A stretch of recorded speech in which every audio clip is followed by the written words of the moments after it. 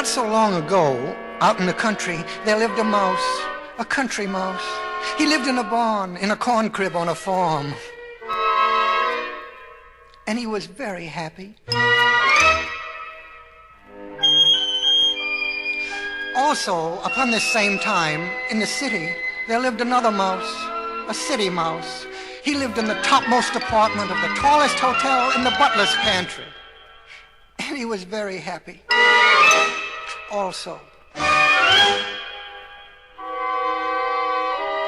The country mouse and the city mouse were kin mice, cousins, but they had not seen each other for a very long time, and as the saying goes, out of sight, out of mind. The country mouse was a good farmer mouse, and he loved his work, which it seemed was never done.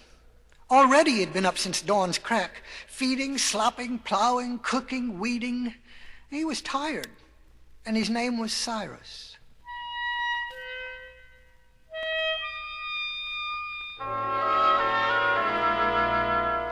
Cyrus lived alone. He didn't have too many friends. He didn't have the time. But he did have one friend, one particular friend.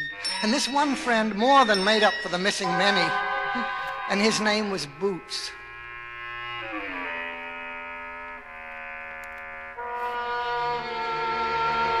Now Cyrus was finishing his late chores in the sunset, weeding the radish patch back of the barn. He grabbed a strong, quick weed by the throat and pulled. The weed fought back. It had been like this all day. I'm afraid I'll have to call it a day, thought Cyrus. My strength is ebbing. And he let go of the weed. The sun had set. Cyrus gathered his tools and started for the barn. He turned back, though, and couldn't help saying into the darkness, "Weed," he said, "I'll get you in the morning." And he stumbled across the cornfield. And just before he got to the barn, he stopped. Two lights glowed at him in the blackness, yellow and staring and all-seeing. And they were eyes, cat's eyes. Cyrus could hear the loud purring, could picture the sharp claws. "Hi, Boots," he said, for this was his friend, Boots. Full name, Puss in Boots. Boots for short, a cat. "Hi, Cyrus," said Boots. "Grab my tail, I'll lead you home." Cyrus grabbed Boots's tail gratefully. "You know, I was scared for a minute. I thought you were a cat." Boots meowed. "I mean, another cat." Boots padded softly through the door, in and out of the furrows, and they were home easily and quickly. Supper was on the table. "You're the kindest cat I know," said Cyrus. "I'm the only cat you know," answered Boots. "Now, jump into the horse trough for a quick bath while I butter the hot cornbread and pour the cold buttermilk." "Why don't you ever come in?" cried Cyrus, laughing and splashing. Boots looked at the water and shuddered. "Well, not that you're dirty or anything," added Cyrus hastily. "I never saw a cleaner face." "I spit on my paw," said Boots elegantly.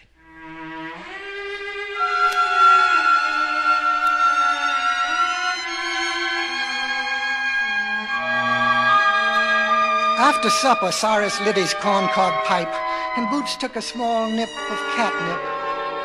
"Tell me again about rat traps," said Cyrus. Cyrus already knew more about rat traps than any mouse in the world, because Boots had told him, and Boots was the smartest cat in the world, and all the other mice were deathly afraid of him. "Hey, look at me," said Boots, lying on his back and grinning all over his face. "I'm a Cheshire cat." And he sprang up onto a rafter. Poor Boots, thought Cyrus. All the other cats shun him. I think I have troubles with my one life. He's got 9 to handle. Cyrus smoked and Boots nipped, and soon they both fell to bickering. They bickered every night. They liked to bicker. It was fun because it was friendly bickering. A mouse and a cat. They were supposed to be mortal enemies, so this kind of bickering really was a step forward. Enemies by nature, cronies by choice. They bickered about everything. It didn't matter. They just bickered. And soon the bickering got around to the city. And Cyrus thought of his long-forgotten cousin who lived there, and of how he hadn't seen him for some time, and he kept thinking of him, and you know how these things work. And he thought he couldn't stand it one more minute not seeing his cousin, and he couldn't even think of his name. "Invite him down for a weekend," said Boots. "That's what country people do to city people." "But he's so elegant," began Cyrus. "He's also human," said Boots. "Human!" cried Cyrus. "Well, you know what I mean," said Boots. "He'll like the change." "Entertain him here in a barn?"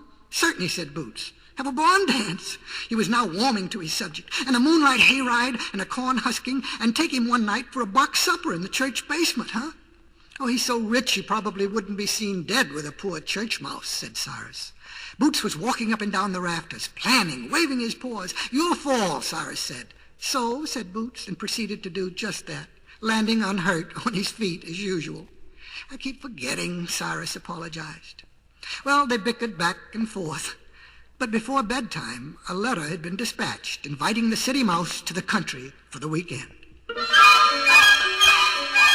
The next day, Cyrus was busier than usual preparing for the city mouse, churning butter, baking pies, mending fences. He made a guest room in the loft with a pine bough bed and a view of the orchard. He was just setting a jar of fresh-picked sweet-sucking straws on the mantel when he thought of Boots and stopped dead in his chores. How could he explain Boots? The city mouse wouldn't possibly understand. Well, he didn't himself, quite. No, Boots must go, hide out. It would be a bitter disappointment. He had been so looking forward to the visit. But he explained to Boots, and after they bickered a while, Boots agreed, reluctantly, to make himself scarce. "I'll just disappear like the Cheshire cat," he said sadly.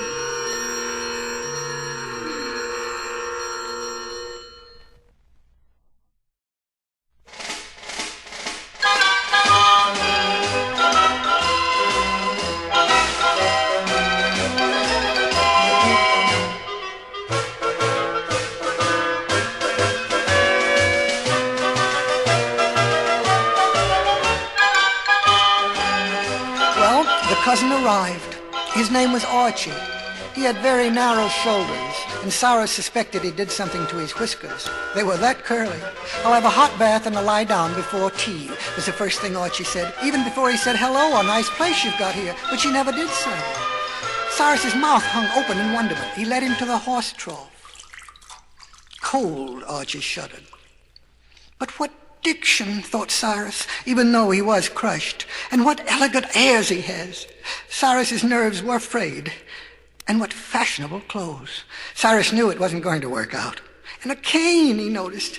His eyes were popping. "Have some dried peas," stammered Cyrus. I raised them myself." Archie brushed them aside. He yawned. "No pâté de foie gras?" he asked. No, I just speak English," said Cyrus. "But we're going to have a square dance, though, and apple cider." And they did. "Honor your partners. Honor your corners. Mice to the center, and away we go. 10 little mice under the floor. Ooh, square dancing like never before. Promenade your partner in calico. And the major partner. Step right up and do-si-do. 10 little mice with a whackety-whack. They sashay up and they sashay back.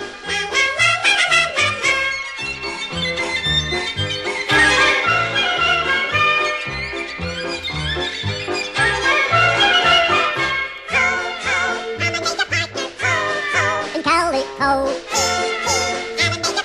Step right up and do-si-do. 10 little mice with a whackety-whack. Oh, they sashay up and they sashay back. Mice swing out. Mice swing in.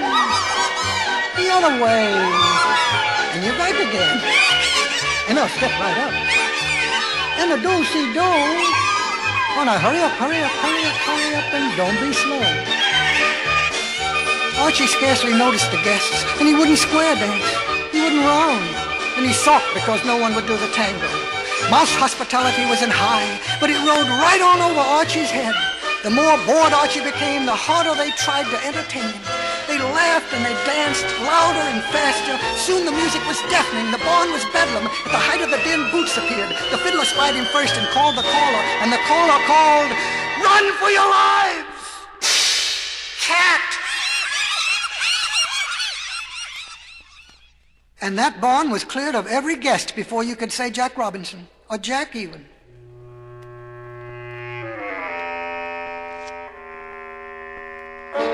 Boots crouched and fixed his gaze on Archie. Archie froze and his whiskers uncurled. He didn't look bored anymore. "Boo," said Boots. Somehow Archie moved. He moved fast. He moved right on back to the city. He left his cane and vest. Boots purred and grinned a sheepish grin, which is hard for a cat. "You've been catnipping," said Cyrus, the beginning of a bicker in his voice. "I nearly mouse-nipped," said Boots, "and I wish I had." Cyrus looked shocked, and Boots apologized. "But did you notice his watch chain? You can't make a silk purse out of a sow's ear, or make a city creature happy in the country, or vice versa," said Boots. "Oh, I don't know," said Cyrus. "I think I like the city."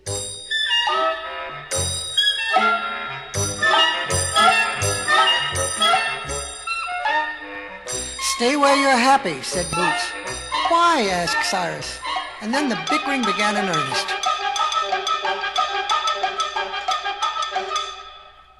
Before he went to bed that night, while Boots was catnapping, Cyrus tried on his cousin's fancy vest, and he tiptoed up and down the floorboards, swinging his cane. Boots watched him through half-closed eyes. Finally, Cyrus crawled into the hay. He dreamed he was a fancy city mouse, smack in the middle of the city, and Boots knew, though he didn't say anything, that Cyrus would never be happy until he had tried on the city for size. Any night now, Boots figured, Cyrus would slip out while he was catnapping. As a cat, he could understand Cyrus's feeling of curiosity. Well, I only hope Cousin Archie isn't too surprised. And that night, he did slip out, that is. And Archie was surprised, that is.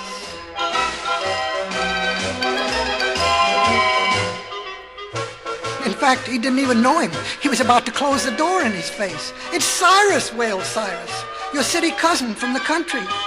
And before his surprised cousin could say, "Come in," if he had been going to say it, Cyrus was. What he saw overwhelmed him. The magnificence of Archie's home. Soft lounging pads, little bowls of cheese snacks, and a whole closet full of fancy vests. He just sat down on the soft carpet and stared. He looked pretty unmovable sitting there, so Archie decided not to move him. Besides, he thought, he is my cousin. "What would you care to do first?" asked Archie, the perfect host. "Ride up and down in the elevator," said Cyrus, "and then later on meet some artistic mice." Well, that night, Archie gave a big party. Cyrus was in seventh heaven. With his mouth full of caviar, dried peas seemed so far away. And he talked city talk with city mice, word for word, making fun of the country. "Let's all go to my studio for bacon and eggs," a mouse said. Cyrus was trying to keep up, scurrying down side streets, scampering down alleys. And here they were at the docks. He heard the dismal blowing of a boat horn, and then a lot of squealing. It was very foggy. Cyrus was lost. And then he felt himself grabbed by the hind legs. Some dirty wharf rats took his pocketbook and they hit him on the head. And they pushed him in the water. He crawled out shaking and half drowned and slunk through the back alleys of the city, hungry and afraid. And then he saw two yellow eyes staring at him out of the darkness. "Boots!" he cried. "Boots, my old Aunt Harriet," snarled an alley cat, a lean, hungry, mangy, killer alley cat. Well, Cyrus was just too tired to run. He was too tired to care. So far away from home to die such a lowly death. The alley cat snarled and reached out a dirty, sharp claw. Suddenly, from behind his head, a mighty meow. And he saw the look of utter terror on the alley cat's face. And then the alley cat fled for his very life. Slowly, Cyrus turned around. "Boo," said Boots. Well, Cyrus didn't say anything, not for quite a while, and then too much city living, he said. I've come to lead you home. Cyrus sighed. I don't have to be led, he said. I want to come home. Some creatures don't know when they're well off, said Boots. I do, said Cyrus. Oh, I do. A leopard can't change his spots, Boots tried again. You're absolutely right, said Cyrus. Boots stopped and turned around. Aren't we even going to bicker? He asked disgustedly. I'm sorry, said Cyrus. I guess I'm just pooped. Here, grab my tail, said Boots. We'll be home in a jiffy.